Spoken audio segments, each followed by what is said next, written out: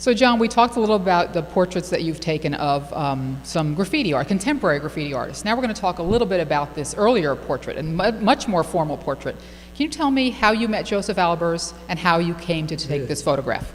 Well, I met Joseph Albers, through a great Mexican architect, Luis Barragan. Whose photographs are in the exhibition here. Right. Right, the photographs of his home that you took. And whose house I had photographed in Mexico City, 1965 or so.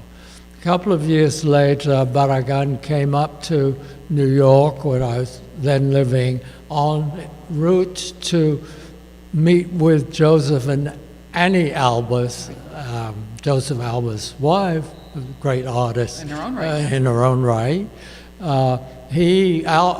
Barragan was commissioning both Albers to produce artworks, lithographs, and tapestries. Annie did tapestries, as you know, for a hotel that Barragan was designing, the Camino Real in Mexico City.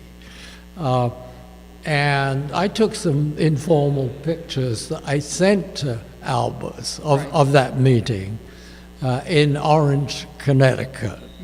Albers had just finished his stint as teaching at Yale. Okay.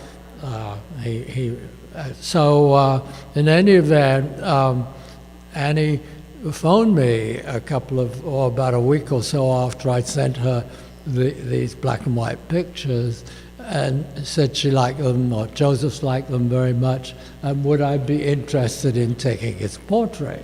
And wasn't that a great ask to get the great Albers? It really was. And Albers said to me, and we spoke German, he loved to, he was German, and he loved to speak German, drink an occasional schnapps with him. And he said, I want you to take a portrait of me that the world will remember me by, which was quite a challenge. A little bit of pressure, John. A little bit of pressure. So in any event, I came back about 2 or 3 weeks later, did the portrait. And did he give you any direction on the portrait at all? Or he left you to your own devices? He really left it very much up to, I was surprised in a way. I said, well, let's do it here. You sit at the table. He seemed to be in complete agreement with what I suggested. So I sent him the proofs, and I didn't hear anything for about 10 days or so. And then I get a phone call from Annie saying, Joseph's very unhappy. And I said, oh my God, he didn't like the picture, didn't like my portrait. So, no, he loved the picture, but you didn't charge him enough money.